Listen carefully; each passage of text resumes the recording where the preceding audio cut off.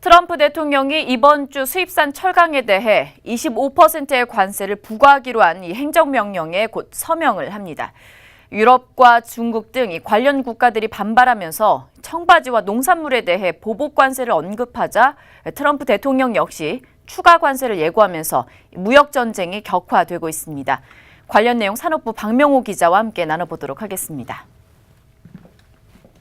네, 이번 주에 트럼프 대통령이 철강 제품에 대한 관세를 부과하기로 서명할 예정인데 각국이 보복 관세를 할 것이라고 이렇게 나선 가운데 좀 반발이 있나 봐요. 네, 그렇습니다.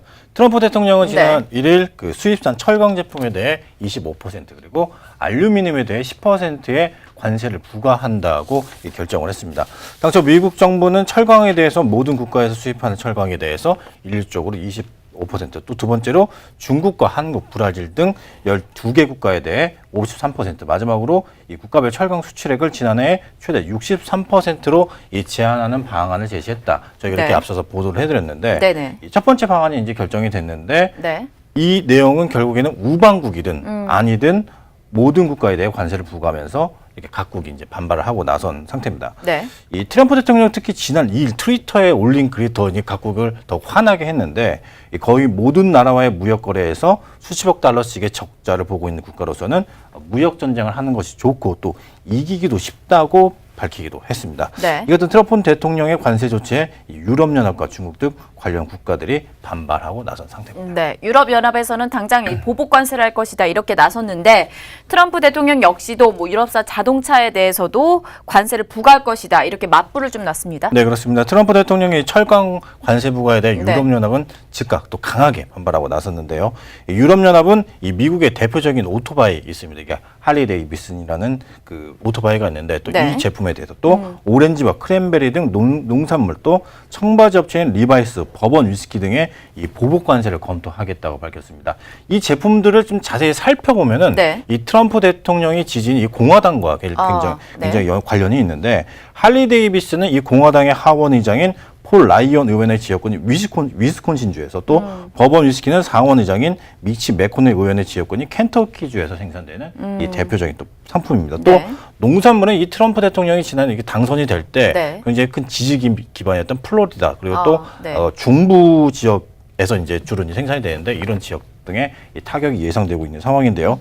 이 같은 유럽연합의 보복 조치에 대해 트럼프 대통령이 역시 가만히 있지 않았습니다. 트럼프 대통령은 이 유럽산 자동차에 대해서 추가 관세를, 보복 관세를 부과하겠다 이렇게 밝혔는데요. 현재 미국의 유럽산 승용차에 매기는 관세는 2.5%입니다. 하지만 트럼프 대통령은 취임 전부터 이 독일 자동차를 겨냥해 무려 35%의 관세를 부과하겠다고 밝혔는데요. 현재 유럽에서 미국에 수출하는 자동차는 연간 약 1,600만 대에 달하는데 이렇게 될 경우에는 유럽 간, 미국 간의 이 무역 전쟁이 굉장히 격화되는 이런 양상을 띠고 있는 상황입니다. 이번에 철강 관세 목표는 중국이 아닐까 싶은데 중국에서도 가만히 있진 않을 것 같아요. 네, 그렇습니다. 사실 이런 무역 전쟁의 겨냥화 이스랭커가 말씀하신 대로 중국을 겨냥했습니다. 사실 근데 유럽 연합이 갑자기 나오면서 엉뚱한 곳으로 불똥이 튀었다 이런 얘기들이 나오고 있는데 중국도 역시 가만히 있지 않았습니다. 리커찬 중국 총리는 오늘 전국 인민대표회의 정부 업무국에서 이 미국의 보호무역주의에 반대한다며 중국은 합법적 권익과 관심사를 단호히 수호할 것이라고 밝혔는데요. 이 총리는 중국은 확고부동하게 경제 글로벌을 추진하고 자유무역을 수호해야 한다며 이같이 밝혔습니다. 현재 중국은 대두, 수수 등 미국산 농산물에 대해서 이 보복 관세를 매기는 방안을 검토하고 있는데요. 중국은 또 지난해 매년 수백억 달러 규모의 항공기를 이 미국 보잉사에서 수입하고 있는데 이를 유럽의 경쟁사인 에어버스로 돌리는 방안도 현재 검토하고 있는 상황입니다. 트럼프 대통령의 이러한 이 보호무역 강화에 내부적인 비판도 좀 거센 것 같습니다. 그렇습니다. 이게 트럼프 대통령의 이번 보호무역주의는 결국에 미국의 일자리를 창출하고 경제를 활성화시킬 거다. 이런 관점 때문에 추진하고 있는 건데 사실 이런 내용들이 미국 내부에서도 반발을 사고 있습니다. 미국의 유명 보수 경제신문이죠. 월스트리트저널은 수입 철강 관세 부과로 미국 내 관련 산업 일자리가 늘어날 것이라는 이 도널드 트럼프 대통령의 주장을 허구라고 반박하고 나섰습니다. 이 월스트리트저널은 오스트레일리아 있는 첨단 철강 공장을 예로 들면서 이 철강 공장이 새로운 일자리를 창출하는 시대는 지났다 이렇게 강하게 반박하고 나섰는데요.